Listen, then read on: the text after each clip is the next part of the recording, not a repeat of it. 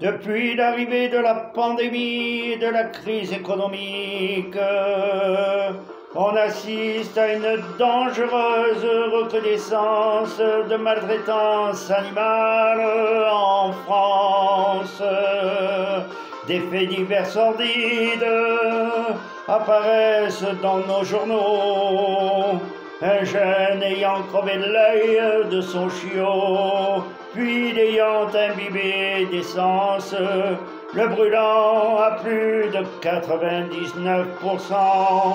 Un autre jeune propriétaire à Sainte tua son chiot, lui fracassant la mâchoire, les viscérants et les ventrants, le laissant dans un sac plastique comme un simple détritus. Dernièrement à Orange, c'est une jeune biche coursée par les chasseurs qui est venue se réfugier sur un terrain en centre-ville, mais malheureusement elle n'a pu survivre à ces terribles blessures. Heureusement, chaque fois, ce n'est pas sans compter sur le sens civique des voisins qui ont pu signaler ces actes criminels.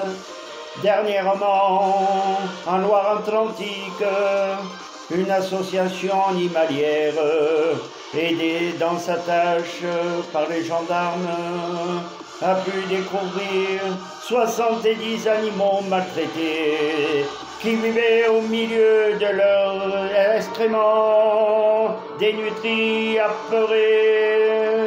D'autres n'eurent pas cette chance. Les bénévoles découvrirent 15 cadavres de chiens et de chevaux. Le propriétaire plaida la négligence, car d'après lui, il n'arrivait plus à y faire face, malgré l'article 515-14 du Code civil, reconnaissant que les animaux sont des êtres humains. Cela n'empêche à rien cette dangereuse recrudescence. Mais avec la crise économique, la précarité, ces associations de maltraitance animalière n'arrivent plus à faire face. Il faut donc que la société civile leur alloue des subventions pour qu'ils mènent à bien leur action sur le terrain.